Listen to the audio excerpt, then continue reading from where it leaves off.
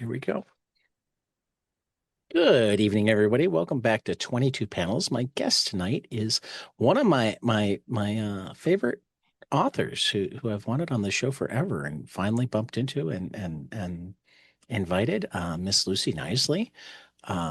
It's you're the second one of my second second cartoonist that I knew from their awkward 20 something comics. Oh no. who who I then also read their comics to my grandkids. Who was the first? Jeffrey Brown, Oh, okay. Yep.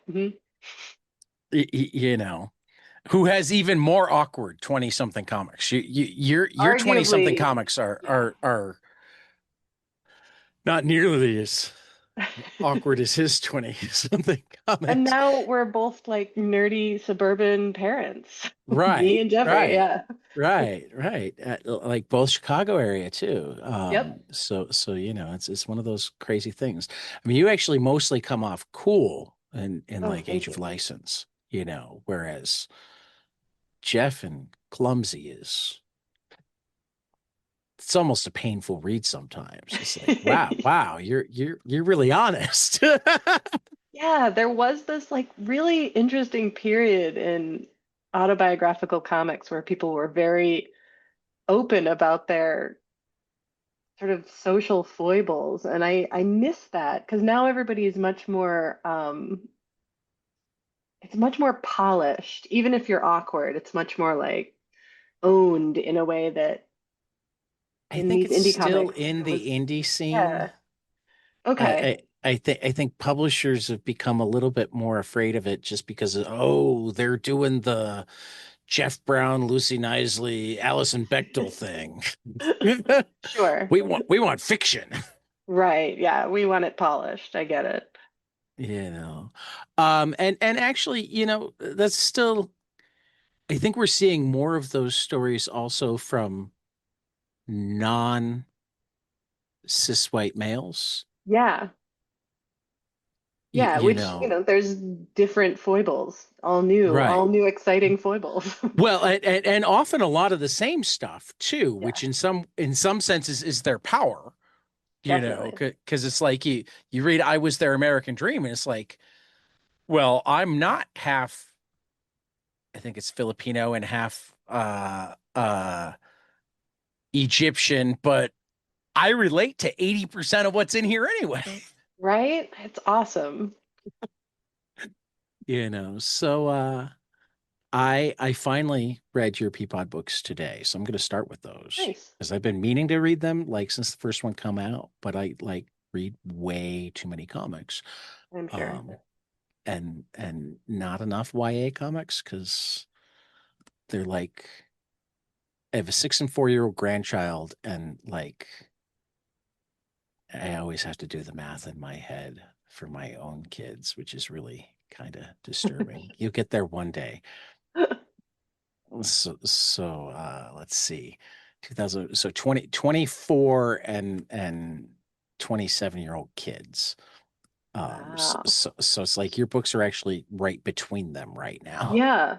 Yeah, you sort of just missed me. Yeah, no, I've read the baby one to my granddaughter to Oh, put her to nice. sleep. Not long Oh, after it came out, it's like I had a screaming child on my lap, and I'm like, okay, what comic can I read her? And Lucy had a kid's book come out yesterday. Bye.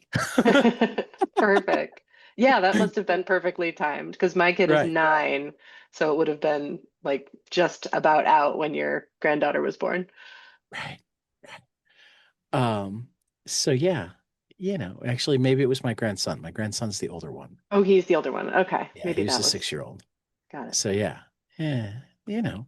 So let's start with Peapod Farm, but then I'll probably go back to like biography just Cool. because I love people talking about how they get to where they are. Um I mean, I guess the obvious part is Peapod Farm, I assume, started because you suddenly had a younger person to write comics for. Um, Yeah, I've always wanted to do fiction, and for me, it's always seemed harder. And I think it's about this idea that when you're writing something that happened, it's like a provable, verifiable story. Like it's out there, it exists, you can't deny it. And with fiction, it all happens inside you. So it seems much more vulnerable to me to write a story that you create entirely on your own. And so I was really challenged by this idea of writing fiction, and I wanted to do it. And when you become a parent, you become more vulnerable and you become maybe more private. And I didn't want to exploit my kid as much as I'd been exploiting What? myself for so long. So I was like, all right, it's time to like make the push, do the fiction. And so the Peapod Farms books are kind of fiction with training wheels on because they're based on my own experiences of adolescence. Right. Um, how is it different to write middle grade YA versus writing? I mean, I guess most of your comics aren't quite adult comics, but they're certainly not aimed at the younger audience. I mean, was that Yeah. something that you consciously did, or did you just start writing the stories and let the agent go, "Hey, I think we're selling this to a YA market"? No, I set out to write a middle grade story. I wanted to tell the story of myself at age 12, basically. And so I was like, if I'm talking about this, I want to sort of make the book that I would have wanted at age 12.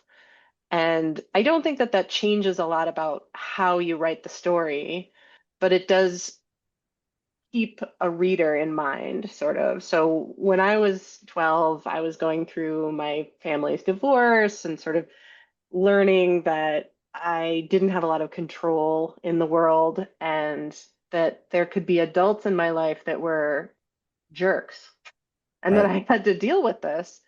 And so I wanted books that explored these ideas, these ideas of sort of found family and family dynamics changing. And this also sort of coincided with the pandemic when a lot of kids were having to move or having a lot of their control taken away from them, having to deal with a new scary situation. And so I had those themes in the back of my mind.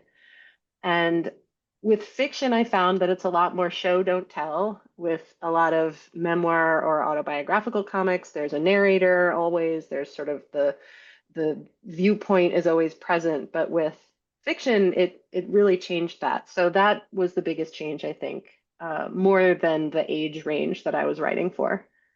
Okay. Um, what was most fun? I mean, the books they deal with all of that difficultness, but they do so with a sense of joy that is that delicate balance, and what makes a book like that so powerful? What's the difference between a book with a moral where it's like, oh, you're supposed to get the moral, and a book that you love to read and relate to and get various morals out of? Um, so like you certainly your joy and love for both the characters and the story shows through. Good. Um, I try to keep the joy and the love and the pleasure in all of my work. I think that that's a kind of a core tenet in a lot of my comics that I make. Sometimes to a fault. I've read reviews of my work that say that, she's too cheerful. She's got too many Never like read the reviews. positivity. Oh God, I know. I've learned now never to do that. I But I say do that to all of my remember. friends, and I have like the number of friends of mine that read the like League of Comic Geek Oh God. reviews. I'm sitting there going, dude, you're fine.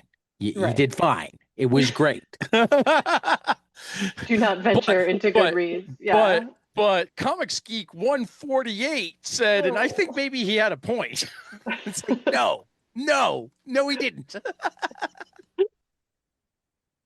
Yeah, I just think that in a lot of sort of more literary or um, kind of critical circles, people want to read a serious story. They want the trauma and the darkness and the misery, and that for them makes great literature. And for me, I have always thought that there should be a celebration of pleasure, that is just as profound, that pleasure and joy and happiness. And these books do deal with difficult subject matter, but I wanted there to be this arc of the main character, Jen, kind of finding the good in a bad situation and learning to advocate for herself, learning to sort of figure out what made her happy, what brought her peace in this kind of changing situation. So for me, that was really the focus of the book. While also I was trying to do a very sneaky thing, which was talk about food cycles and food Yeah, systems and where the food in the grocery store comes from. Because so many yeah. kids, especially in America here, aren't aware of where that food is coming from. They don't think about it. It just Comes shows from up on their plate. the refrigerator section at Yeah, Jewel. exactly. No? That's where it comes from. It comes from, mom putting it down on your I mean, plate. And I thought there was like a factory underneath the refrigerator, and like you take a chicken out and a new one just is created and comes up, yes, right? it's 3D printed into the Right. cooler. Yeah, The ones you see at the farm, those are just for petting. Those aren't the right. ones we eat. Yeah. And as like a very sensitive, animal-loving child who grew up in agricultural country, I Right. was privy to all of this. I had to learn about food systems, and it was very profound to me because I love to eat. I'm a huge fan of food, and to sort of take part in its growing and its production and learn about where it comes from and the effort that goes into it and meet the stewards of the land that kind of bring it Right. to life. And that was a real revelation for me, having been a city kid in the past, Right. to be like, oh, there are good things about like living on a farm. You can Right. get this incredible fresh food, you can participate in it. It's like it's so cool to get to. But it's still hard when your bacon has a name. It is very hard when your bacon has a name. And as somebody who's getting older and becoming more aware of the way that the things that I choose to eat affect the planet around me, and to make more ethical choices. I think kids are aware of that early on, but they don't Yeah. have necessarily the tools to kind of instruct them and where this stuff is coming from. So I it's mean, not my like, don't eat meat. It's choose to that eat was ethical actually meat. your Here are the really, farmers. really insidious slide in there. Talking about how ecological eating sweet bunny rabbits are.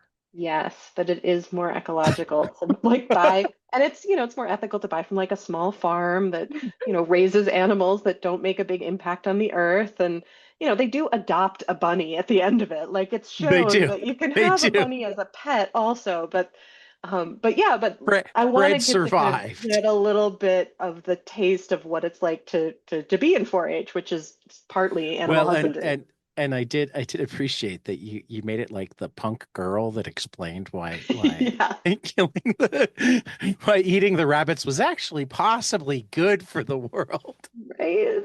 Better than some meat, better than like factory farming, I mean, it's like I wanted to laugh, scream, and cry all at once because it's like which is exactly the proper this all response to that makes sense. information. Yep. I get this, and I'm laughing because of the way it's being delivered and the way Jen is totally won over by this cool girl versus like jackass boy. Right. It's just sort of heartless about it. Right. But at the same time, I'm going, but Fred. But the bunny, I know. Hold on a second. Sorry, I have a visitor. Hey, sweetie, I'm doing a podcast right now. Can you come back later? Okay. All right. Sorry about that. Gotta steal the blanket. I get it. Yeah. We have visitors. Visitors are cool. Thank I you. I was introduced to a I forget if it was a stuffed bunny or a stuffed teddy bear one time when I was talking to Alex Cormack that we were informed had his birthday the next day, which was news to Oh, Alex, but like we were informed seriously enough that he's like, okay, I gotta go plan a birthday party. right. Yeah, I guess so.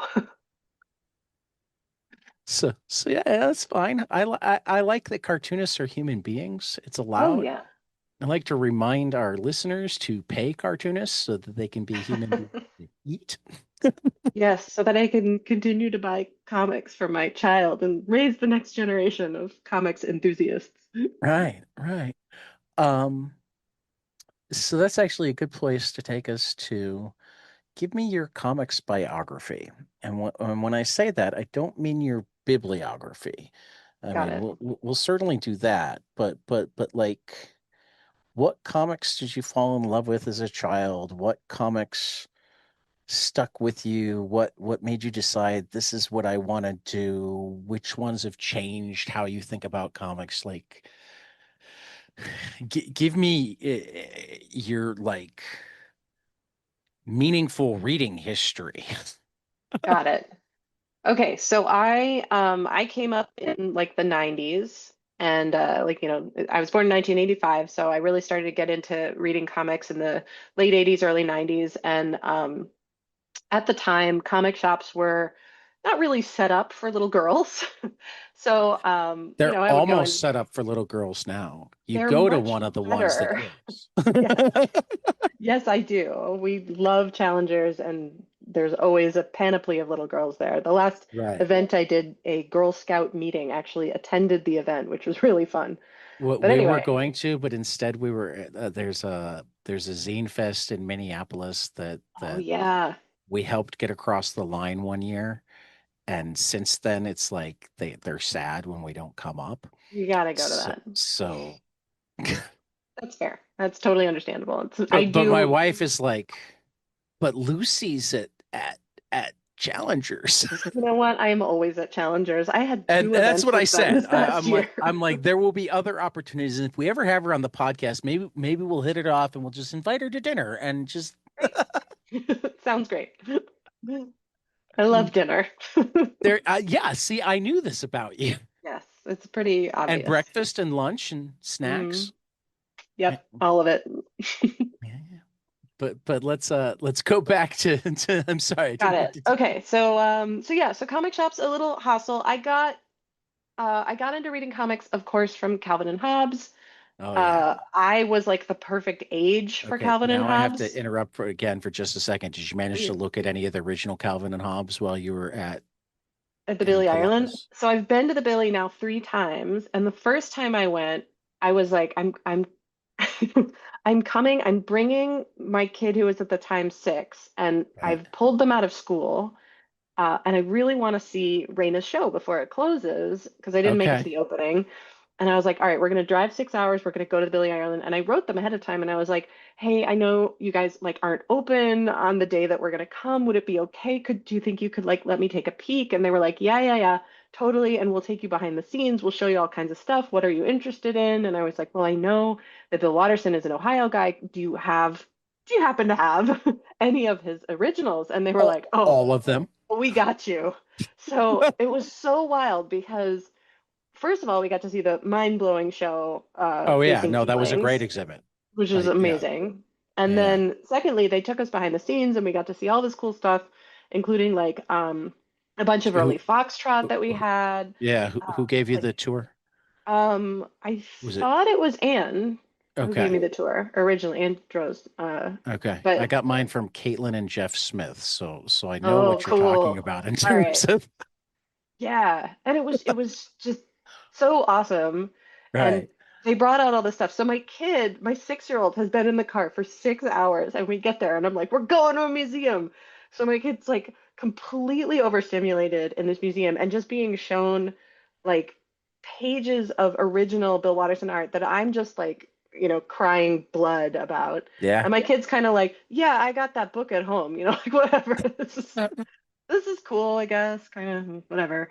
But yeah, so I got to see tons of it. I think it's really interesting that like in the first Calvin and Hobbes strip, Calvin has blonde hair that like goes over into his eyes and stuff, which is Right. exactly what my child looks like. So I was like, I birthed, having read so much Calvin and Hobbes, I birthed the original Calvin.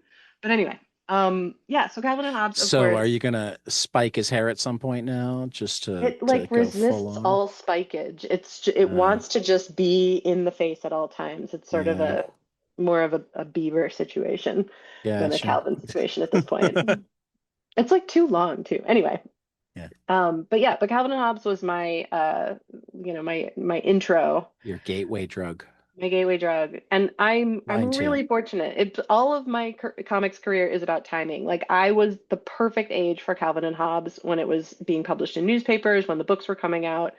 And I got into comics publishing at the time when pu big publishers were like, "Oh, what are these graphic novel things?" So I just feel really lucky that I kind of timed everything out really perfectly. Just right. Yeah. Yeah. So Calvin and Hobbes to what?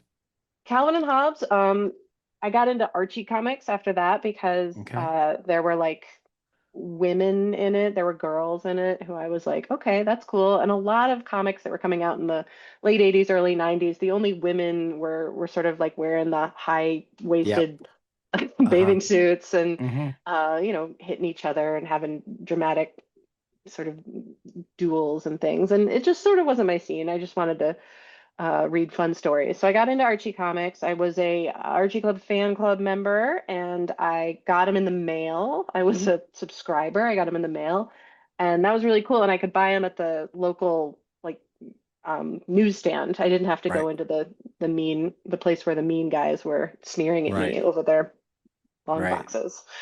So I was into Calvin and Hobbes. I was into Archie.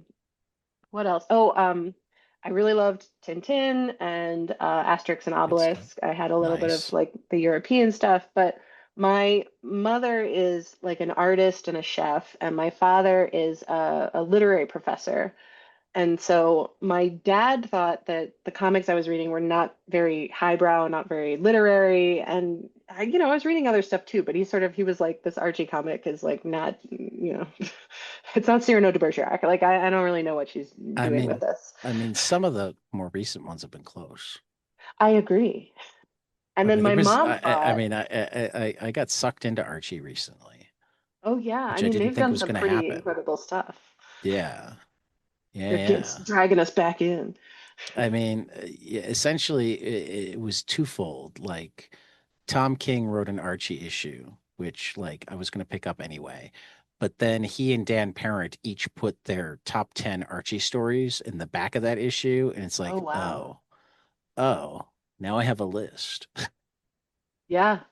I was really into the really old Archies that they'd pull out. And it was like, this was not just sort of, it wasn't just about this time, it was made at this time. This was topical at the Right. time. And that really fascinated me that there was this Right.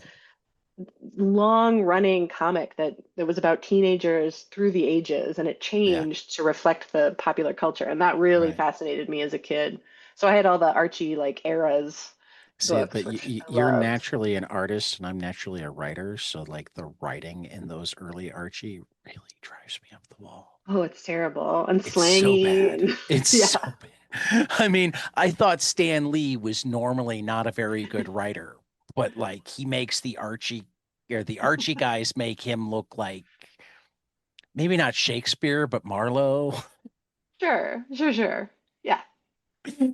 And it wasn't highbrow literature that I was reading, but But the art, like as I've become more of an art guy, like I can appreciate what people love about the early Archie. yeah. I mean, it's got some serious storytelling chops. Oh, for Yeah, sure. And the yeah. character design, the character Mhm. characterization of each of the characters is so Right. good. Obviously, Jughead was the best character. Oh This yeah. is like this sort of weird, At least until weird Kelly guy who likes Thompson eating got her hands on hamburgers. Sabrina. Yeah, it's I don't some of the later stuff kind of freaks me out. Everything got too dark and gritty, but I really Sometimes.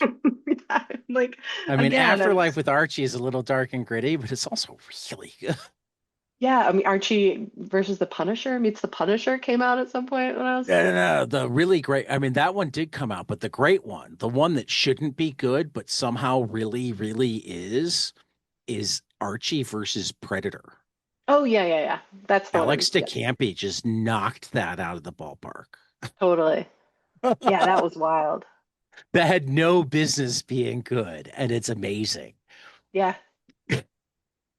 And so it was sort of my first introduction to the business of comics too, because I'd watch them pull these stunts and I'd be like, okay, I get they're just trying to sell comic. It's working.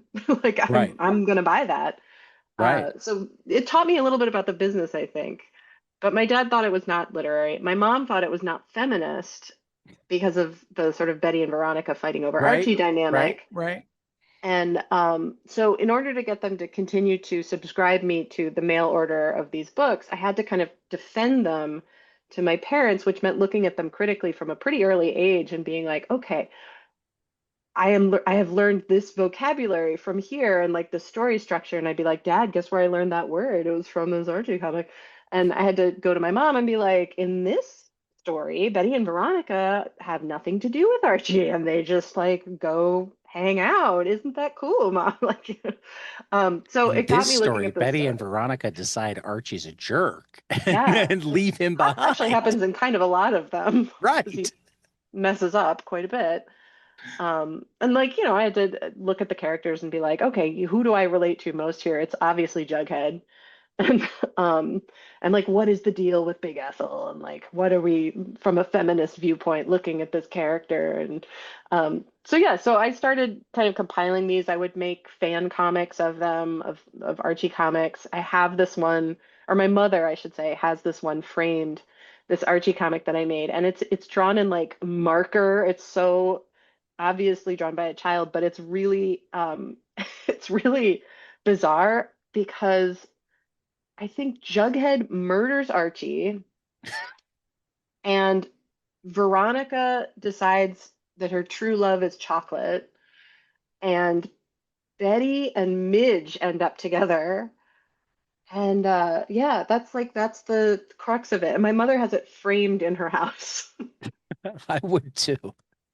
Yeah, the culmination of many years of That's Archie fandom.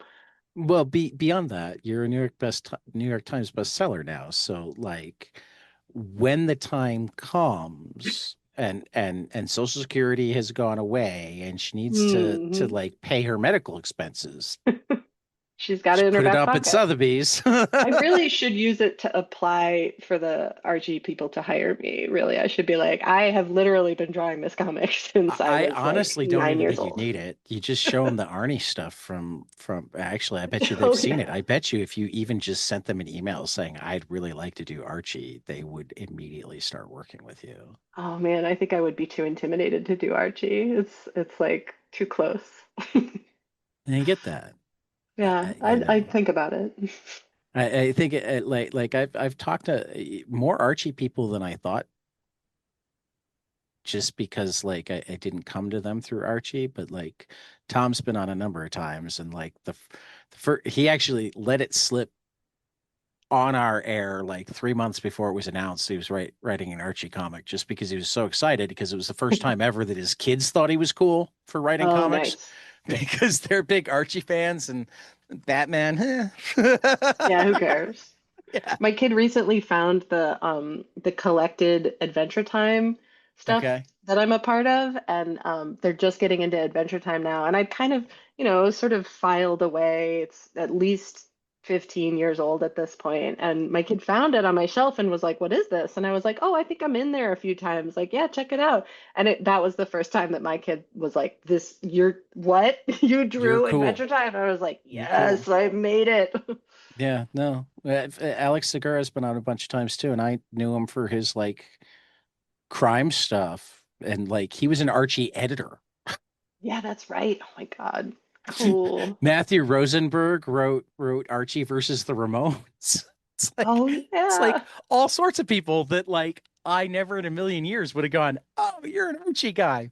Again, it's this incredibly long running comic. Just gets Right. us all at some point or another. That well, it took until recently to get sucked into it, but now I find myself spending at least some time with Archie on a somewhat regular basis. Again, I read way too many comics, so fitting any one thing in, unless I'm getting ready for an interview or a book club or whatever, can be challenging. Um, but we deliberately devoted like a month's worth of episodes to talking about Archie just to give ourselves an excuse to dive in. Oh, perfect. So that might happen again. That's Uh, so from Archie, where do we go? So then as I got a little older, I was reading a lot of Linda Berry because Okay. all the Marlis stuff was really great for sort of this feral child that I was. And then when I got into high school, I got into all of the Strangers in Paradise stuff, Ah, which love I Strangers in love. Oh, Paradise. it's so cool. And it was so great at a time when comics was getting dark and gritty and stuff. And it's Yeah. dark and gritty in certain ways, but it's really this human story about their Yeah. Yeah. Yeah. interactions. And I loved that. I was all about it. It was so great. And I remember I had this old Archie style jalopy that I would drive to school and back, and I would stop at the comic shop on my way home from high school, and I would buy the new issue of Strangers in Paradise, and I'd have it on the seat next to me, and I'd be driving home, and I'd hit lights, and I'd just grab it and like read it. In the age before cell phones, I would like read I it as totally soon, get that, except that I would have been the one that didn't leave the parking lot until I was done reading it. right? And frequently that would also occur, but I do remember Yeah. at one point like getting mega honked at because I was like poring over this new issue of Strangers in Paradise in the Yeah. car. No, no, when I worked at a comic shop, I wanted to be the guy that sorted pull list stuff on Tuesday night because before I left, I would like have read the two or three comics that I wanted to read most for Wednesday. Yeah, that's It's why like you you do give it. yourself a 15-minute break every hour or so to read a comic. Exactly.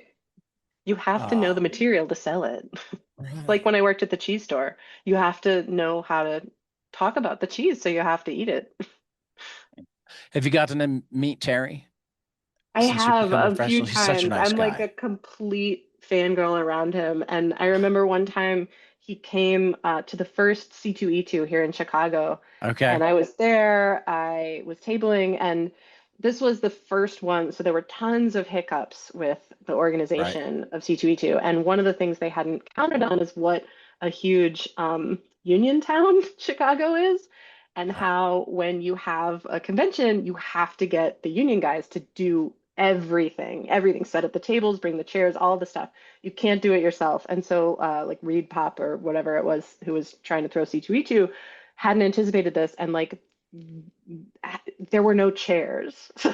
There were tables, but no chairs. And I remember that I saw Terry Moore. I was like, oh, there he is. And we'd met before. Like he knew what a complete like how much I adored him.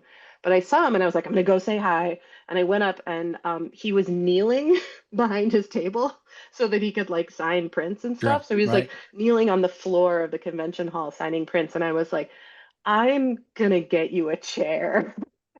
I'm gonna get you a chair, man. And like I had to go and like got to talk to the Teamsters and get them to like bring a chair over. And I was like, this man needs a chair. This is an important person. He needs a Here's chair. 20 bucks. Give me one Oh, chair. I don't care about everybody else. I'm at the top of the list. But yeah, I love Terry. I love his work. I think it's so awesome. And it really was very formative in high school. Obviously, I got further into like the Linda Berry wormhole. I got very into uh, obviously making comics, understanding comics, Scott McCloud stuff that was Oh like yeah. completely mind blowing at the time. And Have you actually, it was just understanding comics when I was in high school. right. And I went to college because that's what you do, I guess. And I'd had a really terrible time in high school. Shockingly, I know cartoonists, they really mostly love like higher education. They're super, super comfortable in like high school settings most of the time. But, all of my typical cartoonist, like undiagnosed ADHD crap aside, I had been to four different high schools in 4 years and I was miserable. I hated it. And Oh, so you're the cartoonist and the new kid. yes, Oh God. yeah. And, I was like goth for a while, like all kinds of stuff. So you weren't doing And yourself any favors either, no, at least no. in I mean, terms I, of being the I think I cartoonist was and the new because those kid. were the kids I wanted to be friends with, the weirdos. And like that was great. Those Okay. kids were So it awesome. worked. So it was like the Yeah. hat and Peapod. Yeah, it was like the hat, exactly. I would, I get that. roll in with my like my my ankh painted on my face, just like death from the game and Right. series, and be like, Right. yes, Right. yes, I am super duper cool. Right. And then all the Right. other ridiculous nerds would be friends with me. But what I didn't like was the institution. I didn't like the high school stuff. I didn't appreciate that stuff at the time. And, after a period of getting like, expelled and finding a new place and not liking that one. And anyway, I was like, okay, How what do did you I? get expelled?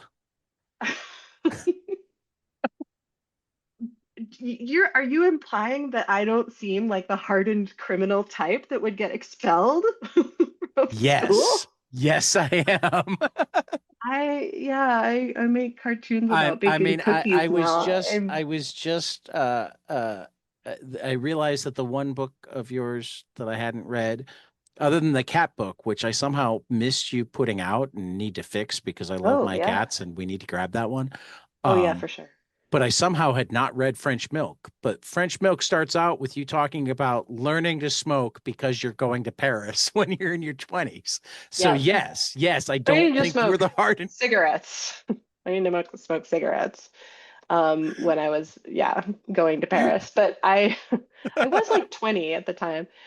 But no, in high school, there was this whole ordeal that'll probably someday make it into a book when like the statute of limitations is over or whatever. But Right. I started out at a boarding school Jeez. for kids with severe learning disabilities, and I was Okay. not diagnosed with a learning disability. I was just kind of like a weird artist kid. But my mom thought I'll send her to this school for kids with learning disabilities because they'll just know how to teach to the individual kid.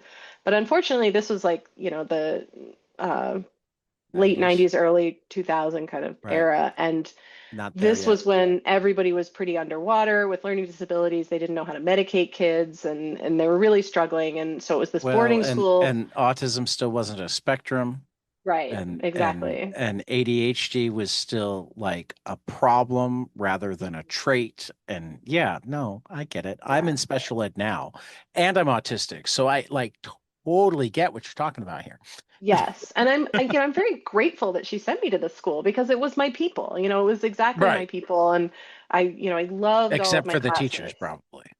The teachers were really doing their best, but they were totally underwater. I mean, they were just Right. putting out fires left and right. And there Right. were kids that were in high school and they couldn't read, and there were kids that like couldn't sit, and there were kids that like wandered into the woods, and there were, there were kids that were so medicated in such a way that they could barely function, and there were Right. kids that were under Right. medicated and they could barely function. Right. And so they were just doing their best, but all the kids were And well, incredibly particularly because dysregulated. the expectation was still to make the kids act normal rather than to lean Right. into their strengths and use them. Yes. And to its credit, the school was very good about like, okay, this kid needs to just like play the guitar half the day. I'm just gonna like that lean into Okay, that. This that's kid good. is like doing That's good. that, and this other kid needs this and that. And so they had these really specialized like individual learning programs, but because I didn't have a diagnosis at the time, I didn't qualify for that. So half the day was these individualized learning programs that I was not part of. So I would just kind of go do whatever at this boarding school. So I would kind of like, la la la. And they really just didn't have their act together. So they would take us into Boston, which is about like 4 hours away from the school, on field trips, like day trips on the weekend. And they'd load us into a van and take us into Boston and just be like, be free, 14-year-olds. And we were like, great, bye. And it was awesome and it was great. And we saw lots of really cool stuff and went to lots of really cool places. But there was this thing that happened where students that like lived in Boston would go home for the weekend, and in order to catch a ride back to school, they would just get on the van that had brought the boarding students down for the day trips. So the teacher in charge would be like, I came with 12 students and I have 12 students on the van, so here we go, we're going to leave. And that's how me and like six of my friends were left in Boston at age 14 overnight. Um, so this was the age before cell phones, and so none of us had cell phones. And And none we of were you like, had well, quarters. no, of course not. And we were like, all right, well, like obvious thing that we should do. I mean, really quickly, because we've got a handful of younger listeners, I want to point out that the reason I brought that up is there used to be a thing called payphones Yes. where you could put a quarter in and make a phone call. Yes. Or like, you could do the Back collect before, call thing, right, but you back had to be before like, hold on, I'm 6-year-olds stuck in had cell Boston. phones. Yeah, exactly. So, it's a group of 14-year-olds. We're in Boston. We're like, okay, well, obviously, we should probably get in touch with one of our parents who lives near Boston. Nobody did. There was like the closest parent was like 6 hours away. So we were like, well, okay, we'll call our parents and see who's willing to like come drive here. And there were too many of us to like fit in a car. So we were like, we need multiple parents to like come and get us and take us away. So, we did the like collect call thing, trying to get somebody to come pick us up. But the nearest parents were hours and hours away. So we are like, well, the obvious thing that we have to do now is go to the midnight showing of the Rocky Horror Picture Show in Of in course. town here in Boston. So that's where we're gonna go now. I So mean, we I just assume the Red Sox were out of town. probably, but we were also like a bunch of nerdy goth kids. We were not aware of the Red Sox. We were aware of the I mean, midnight showing of the Rocky Horror Picture I'm Show. just saying that like the only sport that nerdy goth kids ever like is baseball, and the Red Sox are Sure. great, and Fenway's amazing. So like, Excellent. This was probably not baseball season because it was cold. So we well, went I to the mean, it midnight is showing of the Rocky Horror Boston, Picture Show. It is Boston. It's usually cold, but we sought refuge in the midnight showing of the Rocky Horror Picture Show, which and was they let great. you in, which is And they awesome. let us in, which was awesome. And it's a whole production, and I'm sure Right. they have carried on this proud tradition. So highly recommend it. But we did that. We were kicked out at like, 3 in the morning, and then we were like, now what? We still have like 3 more hours before our parent gets here. So we'll just like hang out in the park, I guess, like because they wouldn't rent us a hotel room, like nothing. So Well, of course so not. I mean, did one of you this have is a credit card? no, certainly not. And it was not looking like the right crowd for the hotel room, I but mean, this is the special ed goth boarding school kids, not yes. the Not the prep. executive with the platinum Right, card. right. Yeah, Not the Ivy League prep school boarding. precisely. So anyway, this was the incident that caused my mom to go, you know what, maybe this school maybe isn't teaching to you individually enough. So let's try something else. So then I went to public school for about half a year, but because I had come from the school for kids with severe learning disabilities, the obvious thing then was to put me in special ed at this public school, and I was in special ed with kids with pretty severe needs, and kids that really required a lot of help. And of course, this was like an underfunded public school, so the special ed program was in like a box container on the like football field too. So it was This is just where I'm grim, blessed that I work at a high school that special ed program is like one of its crown jewels rather nice, than right? Like yeah. they should all be, but in I this mean, case, they kind of were hiding us in a box. we bought a like $1.8 million house for our transition kids so that we could Nice. teach them to like cook and do Oh, do that's so various cool. living chores in a house. Yeah, I that's mean, rad. apparently we got a deal on it because it was across from the baseball fields and the owners wanted to sell it and there kept being foul balls and like Bonus. but but Yeah, when the deal only brings it under 2 million, it's still like that's gonna be a nice house. Yeah, it's a very nice house. And that's then awesome. we retrofitted it with like an elevator and yeah, all the stuff you need for a special ed That's high amazing. school facility and like triple the This size was of the like kitchen. a windowless, airless cell. You didn't have It three was terrible. ovens, We did not. We did two not have a dishwashers. panoramic view of the stadium. It was not that way. But Yeah. so I was in this class where I was like, this is not for me. And I would just kind of leave. I just kind of leave and go down the Okay, block. now So I'm my mom's starting to like, see how you managed to get yeah. expelled. Well, this wasn't even the school I was expelled from. They Oh. We're not to So that my mom yet. was like, all right, this is not it either. Let's send you to the preppiest school I can find in the area. And I was like, this is a bad idea. And she's like, no, this is going to be great. So she sends me Is to this a prep still school. Hudson Valley area? It is, Okay. yeah. And there's some Okay. preppy schools in the Yeah, Hudson I Valley. believe it. Mhm. So I come to the school and they're like, you have to wear like this very restrictive dress code. You have to do after school sports. You can't have a car here. You have to, even though you're a day student, you have to sleep here 3 nights a week. We don't have a room for you, so you have to make friends and just sleep on their floor. And I was like, oh, I'm not doing any of that stuff. Like I I had an after school job at the local community theater that had like rescued me from these horrible situations that I'd been in.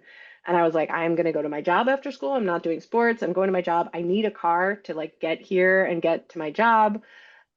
So I would have to park down the road and like walk to school and be like, I just manifested here. There's no Right. car. What are you talking about? Um, It's not on school property. it's not on school Fuck property. It's off. fine. It's in the woods. Right. Don't worry about it. Like, As far as you're concerned, I yeah, don't have a car. I don't have a car. I just exist here. Don't worry about it. So yeah, and I just like I didn't want to play sports. I just wanted to like go to my job and hang out. And I made friends with all the weird kids as usual, and that was great. And I was a day student, and I just refused to like sleep on. I think I spent one night in a common room, and I was like, I'm never doing this again. This is gross. So I just like refused to sleep there. So they kind of put me on like super secret probation because I wasn't playing by the rules. And then I like a the bunch Animal of House reference there. exactly, thank you. Was it Um, double super it secret was double probation? super secret probation, yes. And then so all of my nerdy, weird, neurodivergent goth friends were like, we should start a GSA, a gay straight alliance, like a student LGBTQ plus Right. club. But Right. in the time it was just called a GSA. Now I We're like, remember. we should start one. That would be great. It would be really cool. Because there was some issues with bullying and some like hate speech and stuff, and we were like, we should form a club so that we can like take this to the school and talk about that. And the school wouldn't allow it. They wouldn't allow us to start this club. They were Yeah, I like, was about to we say, don't need I that. see where this is going. Yes. The school So was actually like, you want to exercise hate speech against our poor right. cis white boys. Yeah, but you'll They're hurt the so soccer players' oppressed. feelings. Exactly. So we weren't allowed to start this club. So we were You like, know well, then how we're gonna hard it stage. is to have to go into your backup Ivy League So hard. school. I know. It's tragic. It's so sad for these poor You might people. only become an appellate judge rather than a Supreme Court justice, These poor people. It's so sad. all because you besmirched them. Yes, precisely. So we staged a walkout protest during like the morning meeting in the chapel of the school, and we staged a walkout. So they were like, "Okay, now you're on like triple, double secret super probation," and we were like, "Okay, whatever." So is that six So times probation? Two yeah, times I was just three? really not doing what they wanted me to at the school, and so then because I was a day student, of course, one of the boarding students was like, "Do you have a hookup for weed?" And I was like, "I don't, but like I have some that you can have. Like it's whatever." And we were off campus at the time, and I was like, "Here you go. Don't take it back to school." And of course, he took it back to school, and he got caught with it immediately. And they were like, "Where did you get this? If you turn in the person that gave it to you, you'll be totally off the hook." And I was turned in as the dealer because I gave him like an ounce of ancient, horrible weed that I'd Well, this is where I have to ask you if you've read the comic The Re-Up. three up. No. The Re-Up, yeah. Oh, Chad the Bellua, re-up. yeah, Oh, did hear about this. Yeah. yeah. He was essentially the Georgetown hookup. He got to go to Georgetown because he worked there, and anybody who works there can go there. So he got a Oh, job in their nice. AV department and then went to Georgetown, has his degree from Georgetown. But while he was there, he was also like the guy that worked rather than got it paid for, and like light skinned black guy from Cleveland. So they assumed that he could find him the weed. And Sure. He could. So he became the Georgetown dealer. Nice. Good for him. And now it's been long enough that he's making a comic about it. Good for Also, he him. he lives in Amsterdam now, so Oh, perfect. They can't makes it get him there. easier. So at the time, all these schools had these zero tolerance policies for this stuff. And even though it was all hearsay and word of mouth and there was no proof against me, they did this really, really shady thing where they like brought me into a room alone and they were like, we know that you're a dealer. And if And you you're like, it's cop not to true. I it, didn't take any money. I was like, I didn't take any money, man. And they were like, if you confess, we won't have to get the police involved I or put it on learned your in permanent economics record. class that it's only dealing if money is Yeah, exchanged. right. But like I was the I'm a gifter. supplier. Yeah, exactly. I was like, I'm just being nice. So they were like, if you confess, we won't call the cops and we won't put it on your permanent record.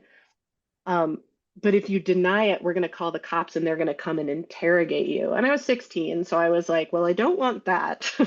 So, okay, I did give it to him, sure. It wasn't on campus, and like none of this meets your, zero tolerance policy. But they were like, that's correct. It doesn't. We can't kick you out, but we can ask you to leave. And if you don't Right. leave, like, we're going to make your life miserable, basically. And we are like, we can ask you to leave. So And I was like, remember, we can't ruin that poor boy's life. of course not. Heaven forbid his, athletic career be tarnished. So I was like, oh, I fucking want to Was leave was this was place. he a This place lacrosse player? sucks. I Was think he he a was one of the lacrosse soccer player? players. Yeah. Oh, okay, a soccer player.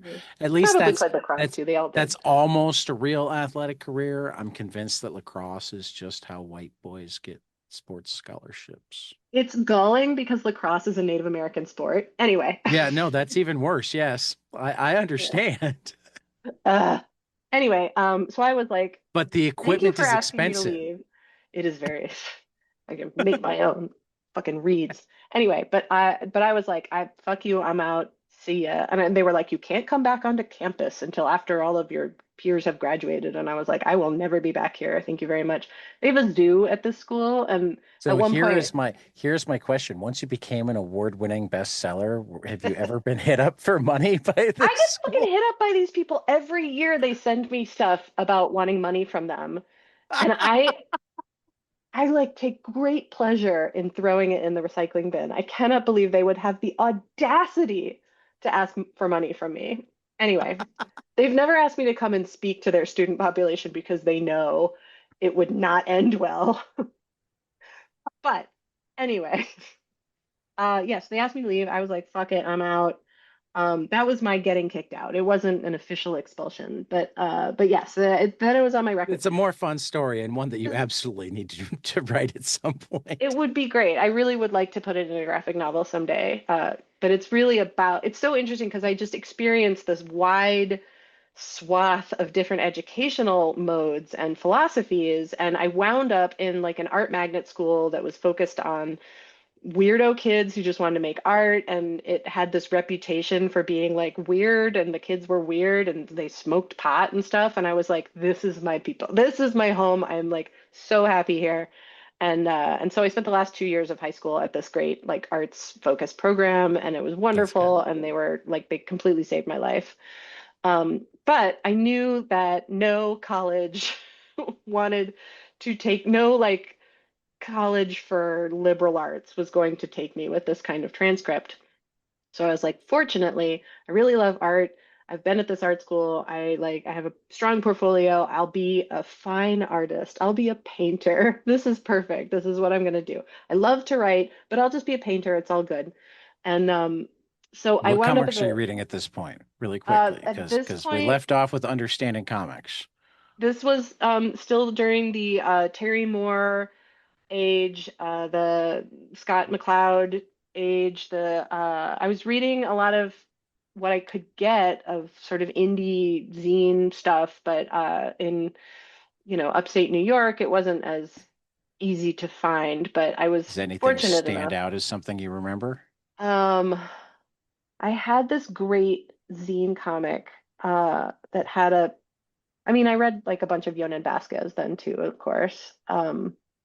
but I had this great one called Ain't Nothing Like Fucking Moonshine, and I can't remember who made it, but it was like this prize to me because it was like this indie zine and it was so cool and like subversive and great. I'm sure we can find it online.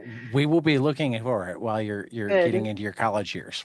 Yes. Okay. All right. So I went to the School of the Art Institute of Chicago, which has this great like fine arts program, and they make you do like performance art and sculpture and stuff in your first year.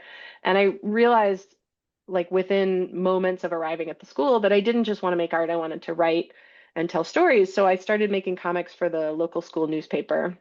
Did you find it? I think I did. Uh, They've got one at San Diego State. Do they tell me who made Ooh, it though? Graphic Emporium containing work by numerous contributors. that Edited checks by out. Juana Spoons. Oh, look at that. We might have a digital copy at the, Ooh. at the Rhode Island School of Design zine collection. Oh, excellent. Ah, from This was, I 1990. will also say, the age of LiveJournal. Okay. So I had kept a blog since I was like 15 on LiveJournal, and I was posting comics to it and making very earnest blog posts. And among my LiveJournal friends are people like Jess Fink, Erica Moen, Raina Telgemeier. Oh, that's a good group of friends to have. It's like We all the same colleagues that I have to this then day. I will assume, oh, it looks like there were multiple issues of it because there's a Yes, third volume 13 here. that Um, tracks. so like I had in the back of my head to ask you if you had read Raina and Scott's book yet, but now I am just Oh yeah, for assuming that sure. automatically you have of course read Raina and Scott's I have, of book, course, read Raina and Scott's book. And in fact, the one that's coming out, Raina's book about facing feelings about the show that was at the Billie Ireland, I'm doing which a I've seen talk the with show and Raina. I'm very much looking forward to the book. Good. The book is awesome. And I'm doing a like an in conversation with Raina next month about that book. So that's Oh, gonna be really fun to where and like because it's through Anderson's books. So you buy the okay, tickets through Anderson's books, but it's at a nearby theater in the west suburbs of Chicago. I might have to look into that. Should. It's so fun to do stuff with Raina because you just watch like I haven't quite gotten to actually meet Raina yet. oh, she's the best. I I I was there when she was at CXC and she was talking to my friend Chris Schweizer, but I didn't have like the courage to go up and say, Chris, you wanna Maybe do a little introduce intro. me? Oh. um, Sometimes I have that ability and sometimes I don't. That's fair. Usually Raina is like 12 adolescent girls deep, so it Well, can be yeah, hard to the like, only time ever that I've seen Shelley Bond kind of shoot out of a room was because they needed it for Raina, oh and the God, yeah. line went all the way to because like Shelley had the auditory. Did you do any of the panels at CXC? Yeah. So you know the auditorium, Mhm. which was barely big enough for Shelley Bond, and I have no idea how it was big enough for Raina's like the auditorium at the library, not or at Right. yeah, at the public The big library, one. not the Billy. She did one at the Billy too, and that one also filled up. But Yeah. she had a talk and signing in the auditorium at In the the big public auditorium. library. Yeah. The not the big I'm auditorium. sure it was standing room only. Like, It was beyond standing room only. It was hard to get out because of the people waiting to get in. of course. Of course. Like the entire hallway was filled up down to the entrance of the library. Awesome. That's But so yeah, great. no, I remember when they were because I was hanging with Shelly and I remember when they were telling her she needed to leave and I just thought to myself, how many people in comics would they ask Shelley Bond to hurry up for? Like half the names I can think of that they might ask Shelley Bond to hurry up for, Shelley edited at one point or another. Right. So the person would actually be in there talking with Shelley. Yeah, exactly. You know what I mean? Like maybe Bill Watterson shows up and they're like, Right. okay. Right. But yeah, no, Raina, she's like, the level of Well, you amazement. know Like every Raina, time so my if you're having kids' fun with friends find out me, I put a know word her. in. I would kill to talk to her and Scott Oh because among yeah. other things, our next joy, we have a book club because I have lots of book clubs, but we have a book club called the Joy Resistance Hope and Survival Book Club and Support Group, Cool. where my friends from psychopharmacology join us. So we even have psychologists in the room, and we pick a book to either make us feel happy or to make us feel like we just did Bitch Planet last night, the Oh, Kelly Sue cool. DeConnick, Valentine Delandro. We've done Jeff Lemire's Underwater Welder. We did Squirrel Girl. Fun. So we try to do like a mixture of like inspiring to action and okay, we just need to be happy. And Yeah. this next month is the Cartoonist Club because I just put my foot down and I said, I've been suggesting this since the beginning. I need a happy book that also inspires to action. Good. And I think it'll be really So good for I'm being the, the benevolent yeah, dictator. It's my like podcast. This is what we're reading next. good.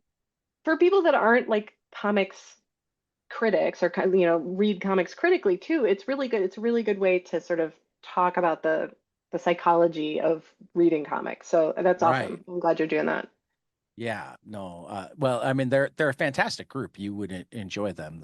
Like Edgar, Nice. Sam, and Lee are Chicago area psychologists that use Cool. comics in their practice. Great. They'll use superheroes to help kids with trauma. Awesome. But they've been branching out from superheroes now that they've got me going, hey, read these too. Good. Um, yeah. So like the plan started hatching on what, November 7th, the day after the election, when it's like, yeah, we're gonna need a place to vent and not feel like the world is ending. Hmm. So you can join. I'll add Thanks. you to the list. There's a long list. I'm Not a lot of sure. people show up regularly, but everybody wants to know what we're reading, and then Of I'll bump course. into some places and like, I keep meaning to come, but I'm a working artist, or Right. I go to sleep early and I'm on the East Coast. Sure. I'm very heavily involved in my local community independent bookstore here. I'm the Right. artist in residence, basically, and Nice. we do a lot of great Shout sort of. out to your bookstore then. It's called Booked. It's here in Evanston, Illinois, and it's awesome. It's little and it specializes in young readers, but it's got all I think ages. I know this. I'm pretty certain I know this store. It's a Yeah. completely radical, amazing store, and they do so many community events. And I'm involved in a small percentage of them, but I still do like almost something every month. So, like this month, we're doing a 20th anniversary Twilight crafting party, which is going to be completely unhinged. I'm one of the co-hosts for it, and we're doing like bedazzling the books, and I'm making um, laminated little figurines of Edward and Bella that you can put in your houseplants or your Christmas tree or your tree When outside is front. this? It is sold out, unfortunately, because it's a tiny Uh, bookstore, but it is next Friday, this Friday, I think. This well, because Friday. I was gonna say like my wife's a middle school art teacher. She could just Oh, come and like help with the making with the certain everybody crafting. can do stuff. Yes. Yeah. Well, she I she'd wasn't even come. thinking about it as like, oh, I was immediately thinking the my wife is an art teacher that's so up her alley. It's not even So funny. perfect. Well, she should come. We do in January, we're going to do our third Hot Moms Night, which is just like a mom community building event. It's a after hours bookstore dance party. And I do live drawing at the Hot Moms events. The last one we did was 90s themed, and we like wore butterfly clips in our hair and listened to 90s music. And I drew moms onto Pokemon cards, which was really fun. And this time it's going to be Golden Girls themed. So Oh, I'm drawing, so here is my question yeah, because my wife is the world's biggest Golden Girls fan, she's got to come. but she is not a mother, only a grandmother. Is That's that fine. okay? That is totally acceptable. You do not have to be an Okay, official mom. You just have to embody the spirit of Mom's Night Out. you said hot mom, so like I didn't want to steal the spot if like No, it's not relegated to any one gender or I did anything. You yeah, just I have to didn't want know. this to be one of those like 15 items or less and she shows up with 17. No, she would be very welcome. So I'm doing a live drawing event where I will draw you with the Golden Girls. So Oh your my God. portrait goes here, with the Golden Girls, and you get to take this home. So it's all a fundraiser for the independent bookstore, and they give a portion of the proceeds to local charities, and it's really cool. So This I'm is pretty this well is tied up this in is like all of that. They're doing tons of really cool community events at yeah, that shop. this is definitely something that we will need to show up for. Yeah, Um highly recommend. I just did a particular visit. what day of the week is it? I Uh, haven't found it the yet.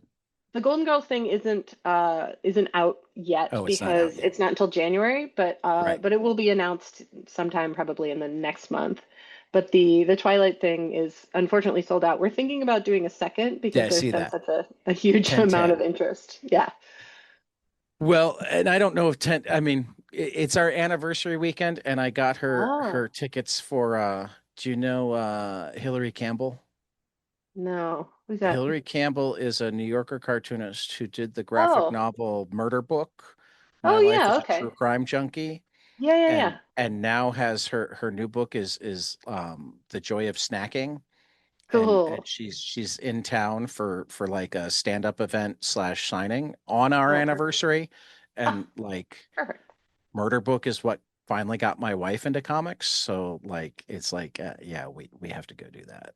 Oh, for sure. What a perfect anniversary celebration. Well, yeah, no, I had Hillary on. The one time Kelly's actually been on the podcast was when we had Hillary on Oh, fun. That's great. because like well, first of all, I wasn't going to let her get away with not being on, but second of all, like half the reason Hillary was on was I sent the email going, for 10 years I've been trying to get my wife, who's an artist and loves storytelling, into comics and she we hadn't managed to break that barrier. He was And then saving I it. brought home Murder Book, and I didn't even bring it home for her. It was on a stack of library books, but she picked it up on her own. And the next thing I knew, she's going, "Do you have any Rick Geary?"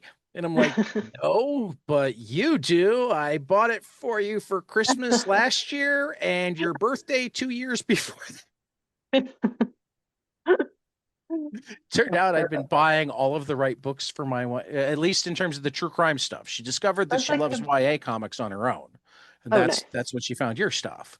You know, What did she think of my friend Jommer? Did she read it?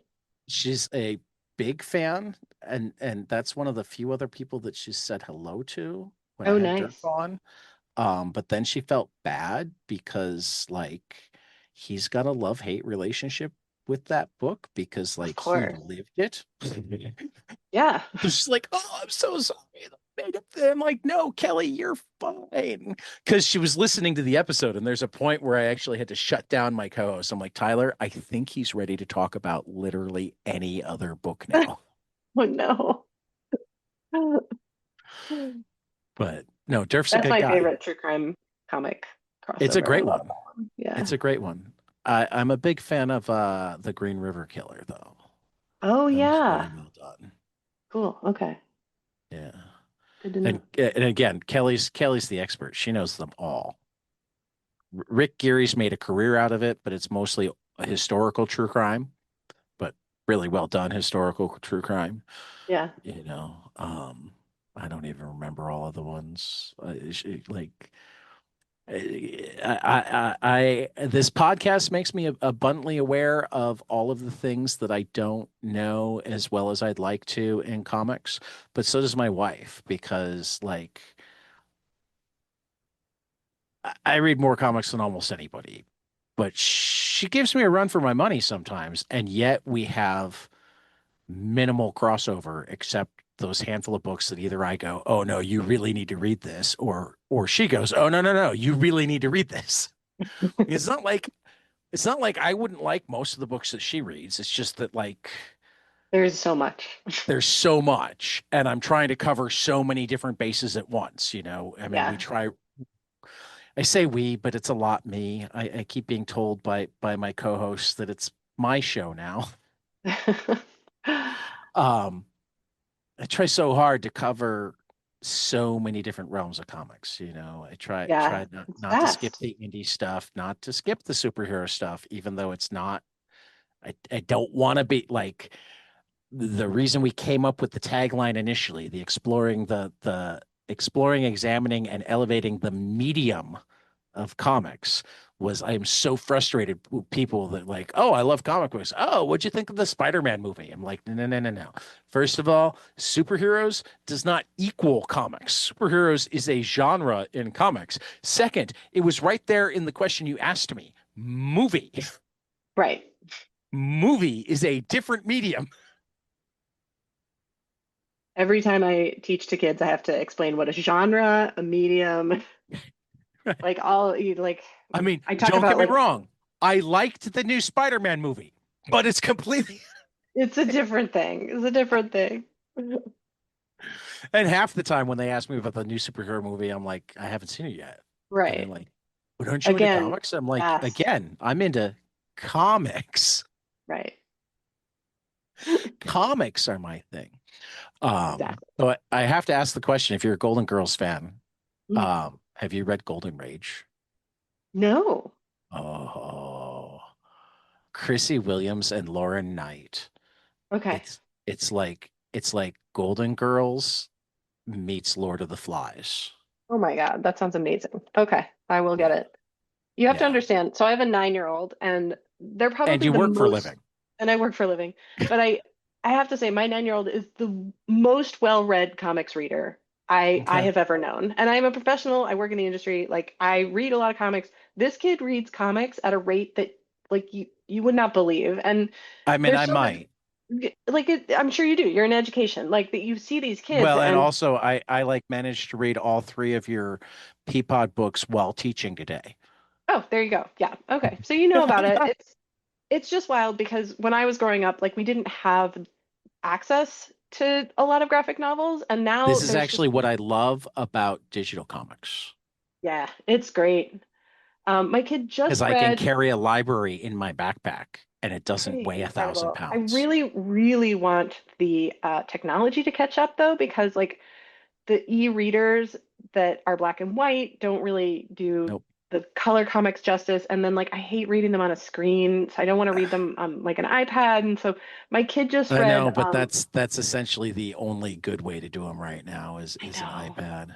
I know, but like I just feel bad like giving my kid an iPad for 6 hours. But like they'll read an e-reader for six Yeah. hours and I'll be like, Yeah, that's at least some of them have settings to help with the eyes or get them a nice blue glasses. thing. Yeah, Right. There are ways to deal with it.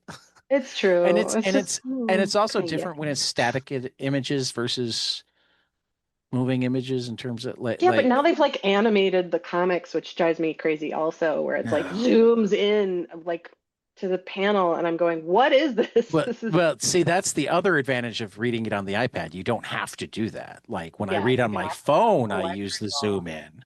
Yeah. But But so again, it's I'm like this kid, insane and and I I'm want to just read trying to comics in keep up. every free second. Me too. I know, but like I just want to keep up with like a fraction of what this kid is reading, and just so that I can be like a part of their interests, and I want to Well, like know so what they're reading and so what they're like responding to how professionally. does he deal with old ladies and bloodshed? You can I'm read it sure that would together. really be maybe their thing, but they read a lot of manga these days, and there's some pretty fucked up shit in that. So like I'll look So over from so my see, book and be here we like, go. whoa, what's Here we happening go. there? Read it with him. Yeah, exactly. So so I feel like I'm barely keeping up with a fraction of what my kid is reading, and I've basically let almost all adult comic readership fall by the wayside in the meantime. So So someday I will get back to it. yeah. Yeah. What's his favorite thing right now? Or does he read so Um, much that he doesn't even really have a favorite? oh my God, it changes so much, but they're really into D&D, of course. I know it shocks you to hear that I have kind of a nerd child, but I they, don't know how that happened. of course. You did Um, something right. Like for a while, I didn't have a nerd child, and I thought there was something terribly, terribly wrong with me. But then he came around. how could you even survive for a moment Right. about that? Right. Like, so Scott Kurtz was at the Crossroads show in Columbus that I was at, and I've followed Scott's work for a really long time, and recently he started making a series about kids playing D&D, and I like saw Scott across the room at the like special guest cocktail mixer and sort of like Okay. beelined like running full speed at him and was like, Scott, That's who you're when running at. yeah, I was up in the balcony, of course. I was like, hiding out. when is the next one coming out? Like, my kid needs to know what happens in the next one. When is the next one coming out? And he was like, oh, it's done. I handed it into the publisher. It's not out yet, but it's done. Would you like me to send you a PDF? And I was like, yes, please. So my kid just read that, and it was awesome, of course. And that was really great. He does this whole series about kids playing D&D and sort of like finding their place among D&D players, which is so great. So they're into that. And then they're reading, they just read like Is all this of Full Metal the Table Alchemist, Titans? Table Titans, yes. Okay. So the second book's not out yet, but it is very good. Well, Um, see, that's my favorite. That's my favorite thing about podcasting is you I've get been the, getting right? more and more reader copies of things. It's like maybe my favorite thing about being an author is that Yeah. I meet other authors and I'm like, I really liked your first book. When's the next one coming out? And they're like, I'll send you a copy. Right. Oh, Right. like I Exactly. haven't just seduced you into this like purposely over the course of many months, but I really Yeah. did. No. No. I can't tell you how gratifying it was the first time I got sent something that hadn't even been announced yet. Oh, yeah. And then how much it sucked when it never got announced because things went sideways. Oh I'm like, but that no. book is so good. Oh no. So I have Okay. the The PDF of an downside. issue 1 of a series that never came out. Wow. Oh, that sucks. I've But read some work by a friend that got the whole project got axed and it's yeah, painful. yeah.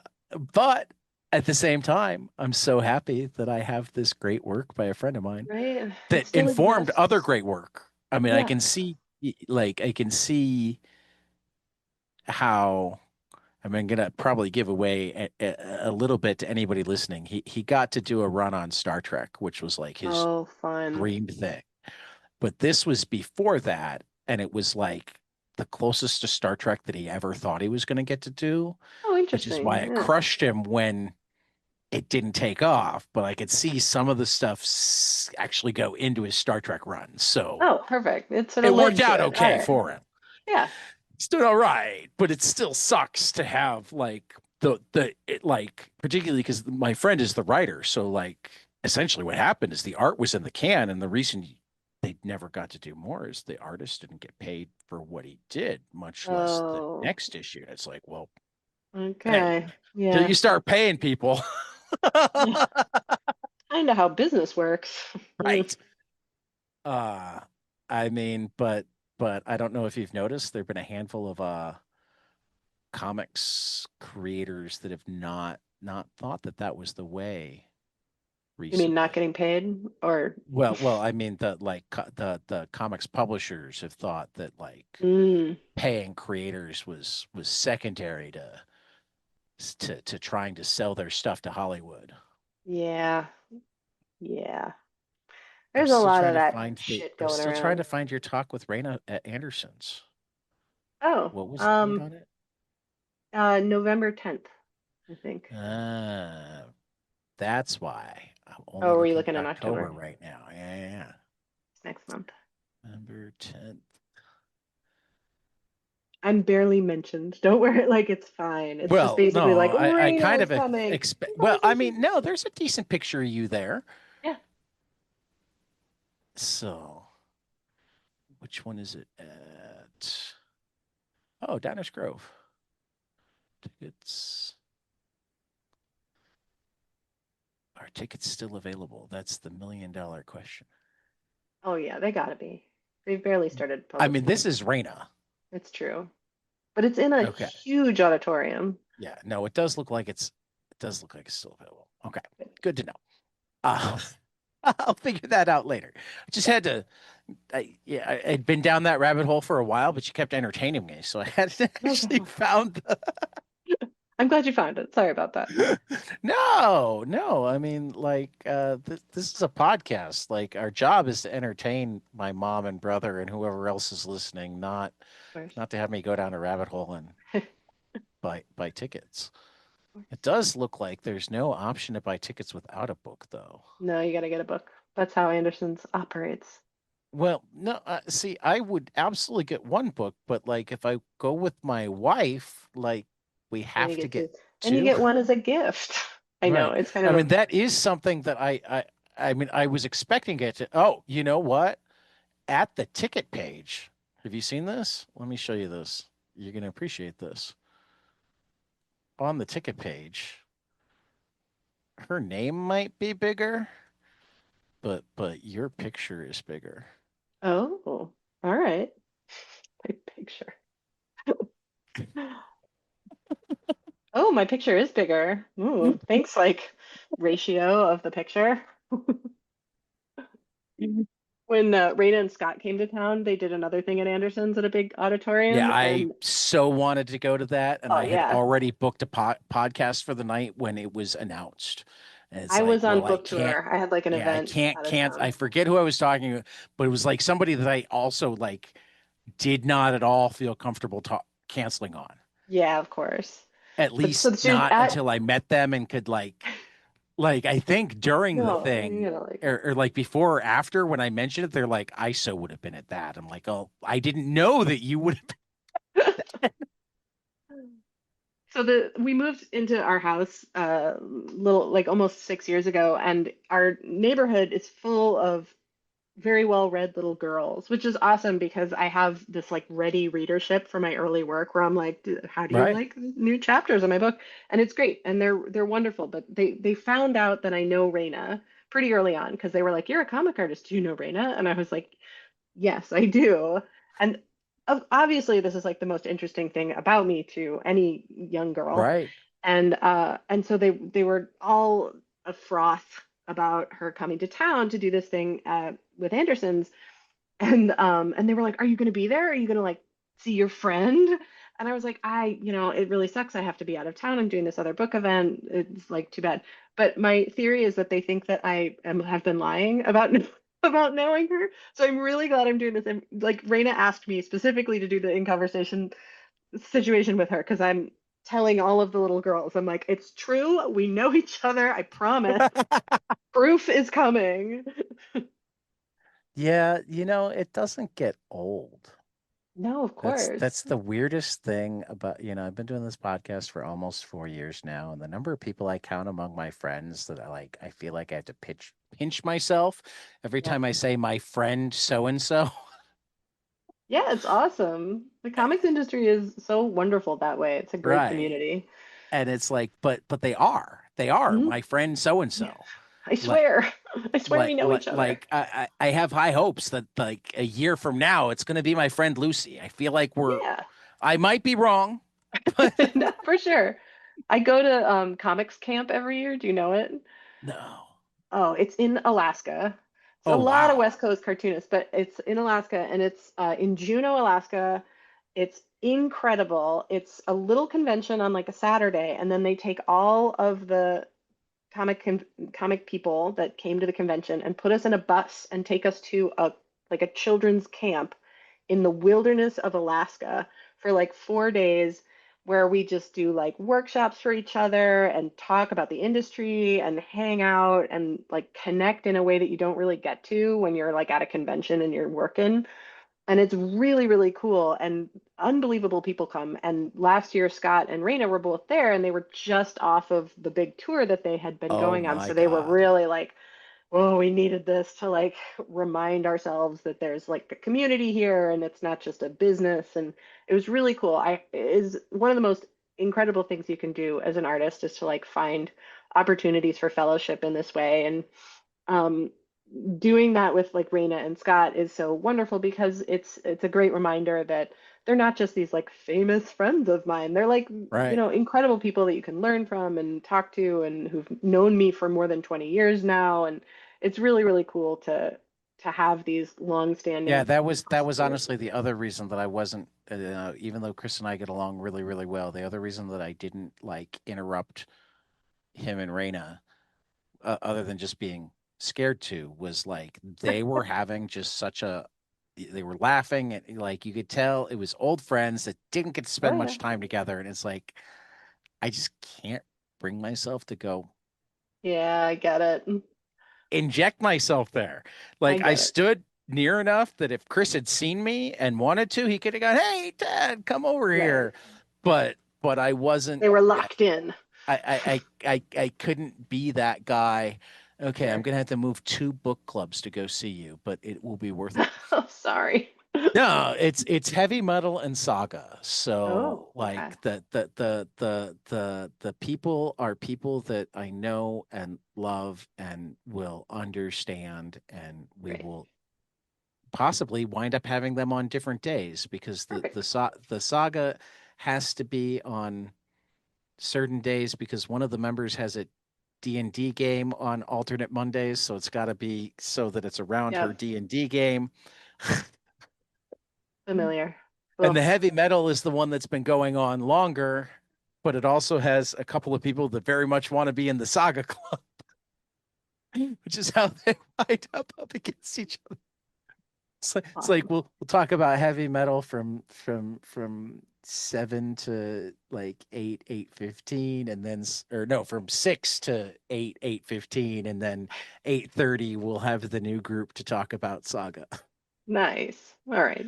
This is Very how cool. I this is how I avoid the abyss, Lucy. I think we Yeah, the have despair. 10, I think we have 10 active book clubs right now on 22 panels. Like, bring it on. Whatever it takes, right?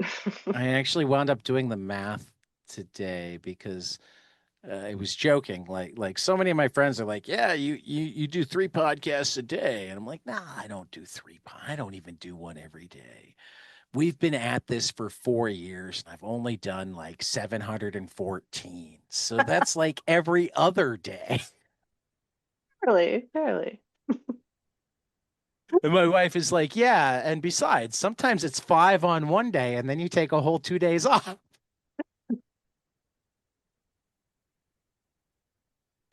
Whatever it takes, right? Oh, Hey, you know that you're doing something. Well, something. I'm not going to say right or wrong. Something when you're something. when your Eisner Hall of Fame member buddy tells you that you need to fire your scheduler. And you point out to him that you are the scheduler, and he says, "I don't care. Heads must roll." They're working you too hard up in corporate. Yeah, and not paying enough either. Yeah, Thanks, Mom. right. Thanks, Adam. My two patrons are also family members, and thanks, Andy. Andy wound up having troubles with Patreon, but he still sends the money anyway, which means we don't even have Nice. the cut taken Persevered. away. Works out Oh, even better. beautiful. The Um, original kind of patronage. It's great. exactly. Okay, we've gone all over the place, and now I just Yep. know that you'll have to come back. Okay. Because I What want were you to we be able to talking get to about? your kids. Oh, college, right? Yeah, yeah. Summer But college? we'll come Yeah. back to that. I'm gonna ask the last question because I feel like we're just like we're Let's do at it. that point where it's a good time to wrap and Yeah. assume that we'll do this again. Okay. It's it's Perfect. it's like it's like I like when my wife and I are visiting a city and she starts to go, "Whoa, we're not gonna have time to see this," and I'm like, "Kelly, we can come back." Perfect.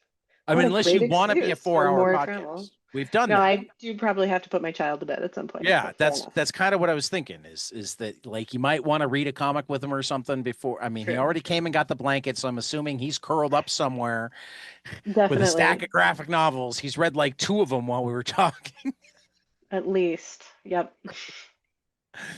But I have a favorite closing question that I ask every time, so you have to answer it the next time you're on too. Okay. Um, Tell me something you love, preferably a comic, but we don't really have rules.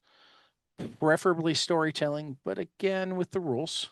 But Okay. something that you love that not enough people around you have experienced and you want them to, so you have more people to talk about it with. Hmm. I'm looking at my bookshelf. Hold on.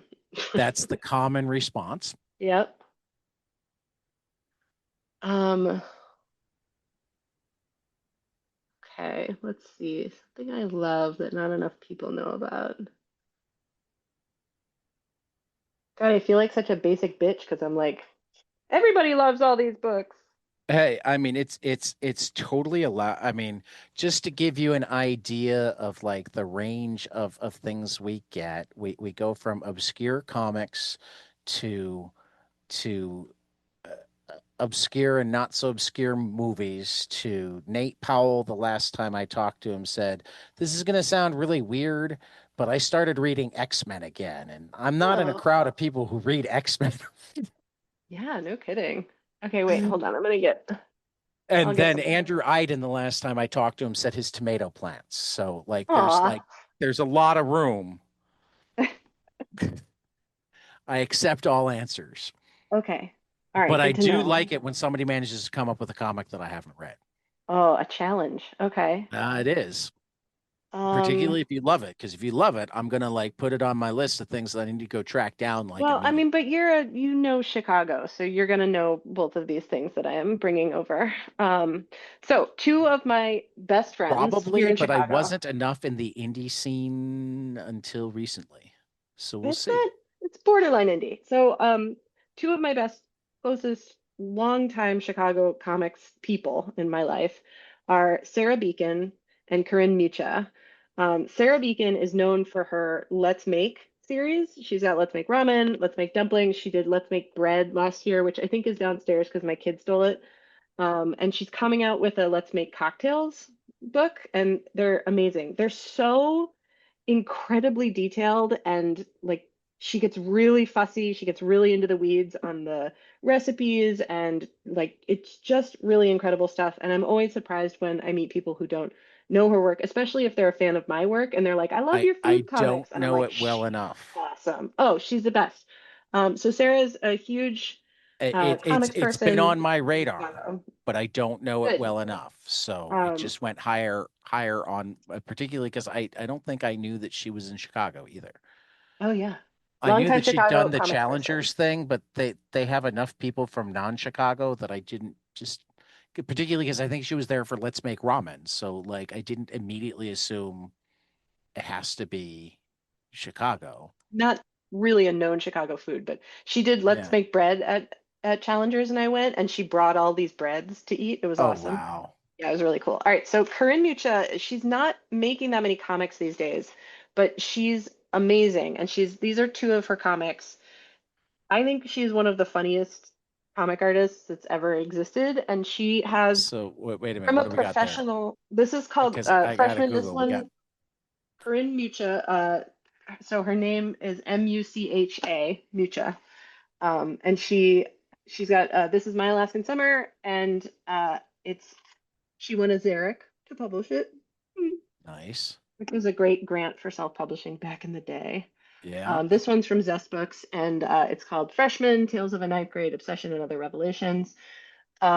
These are really good, but if you can track down any of her mini comics, which I think you can probably find at like Quimby's maybe. She has ones about her cats or her mother's cats and the cat like I am a professional cat comic artist. Like I have published Right. books about cats and Right. I consider myself something of an authority on this. Curran's cat comics are so wonderful and they're so great. It's amongst the top cat comics of all time. Okay. We also have Nicole Hollander at Chicago, and she is amongst the top echelons of good cat comics as well. Do you know her work? I feel like I recognize that name. She's a grandmother of comics. She's great. She's Yeah. Chicago. She has a memoir one that she's has that's called We All Ate Wonder Bread. And then the one Yes. that I had when I was actually a kid and was very formative was called Everything Here Is Mine. And it's from the perspective of the cats. And it's the Sylvia series she did that was really like Okay. subversive and cool and very Chicago. She's awesome. Yeah, no, I remember reading Sylvia in the paper These are at all about the same time I Chicago. was reading I know. Calvin and Hobbes. Yeah, right. Okay. My last Chicago lady that I just have to plug really quick because she's my neighbor is Kyla Roberts. She's awesome, and she like retired from comics, and then she made a new book that just came out this past year. So she's, she's like doing the Miyazaki thing where she's like, no, no, I'm done. No, actually. So and she's awesome too. So these are some of my Chicago ladies who I know and love, Okay. whose There are work too is, many I think, Kyla Roberts when I look them up. So give me a how title. dare you? Hold on. Okay. Cause Uh, cause cause I'm assuming she's not the acrobatics and tumbling at Quinnipiac. that's not her. Right. Kyler is spelled Oh, Kyler. Keiler. Ah. This is That one of my that favorite that ones that of changes hers. it. Yeah. Okay, She now she's coming up. American yeah, comic good. artist. Kyla Roberts, and she's like slightly older than me, and her daughter, her kid is about Yeah, she's 17. she's 2 years older than me, which makes her 7 years older than you. Yes. And her kid is like Oh, this is 17 or 18 now. So the okay. stuff that she did when her kid was really little was really, really um, influential on the way that I made comics about my kid when they were little because it's so good. And Okay. when I The moved to the Evanston, I found out she lives like three this houses down from me. this four panel at the beginning of her um just on the front page of her website is like subversively funny. They're so funny. Her comics are so It's funny. it's just it's just a woman in bed and Robin coming through the door saying, "Hey, it's not your fault," and sitting down on the bed and saying, "You can blame me." And by Robin, I mean like Burt Ward shorts Yep. Robin. Yeah. I don't even know what to think about that except that it makes me laugh. Right? They're all like that. They're just really funny, and they're just like these weird conversations that she has with friends and stuff, and Well, they're see, hilarious. you just officially gave me like you pulled it off. You gave me absolutely three things that I like didn't know that I need to go read. Oh, good. Okay. They're all So great. They're all Chicago. They're all radical yeah, women. yeah, So I I like feel all of proud of my those things. selections. You should be. Good. You should be. That's a. But then you get a special bonus question because A, you're in Chicago / North Suburbs, which in some ways is even better because my wife teaches in Wilmette and I Oh, teach much. in Lincolnshire. So North Suburbs is our Stomping our ground. area too. Yeah. Um, and you're a foodie, so like favorite place to go to eat. Depends on what I'm in the mood for, of course. Of course. The place that we go that's like special occasion kind of thing is Latour, which is the former chef at Found opened up Latour, and it's in this really weird building in Evanston that used to be like a bank, and it's like a weird round spaceship shaped building, but it's Okay. really good like Parisian French food. So it's kind of like fancy special occasion. I know you're celebrating your anniversary this weekend. We go there for our anniversary. Yeah, no, see, we are I mean, I'm not completely ruling it out forever, but we are like diametrically opposed to generally eating anywhere where it starts at $50. Yeah, I'm just that's looking totally at the fair. review here. $50. We're in the more the $10 to $20 per person. Yep.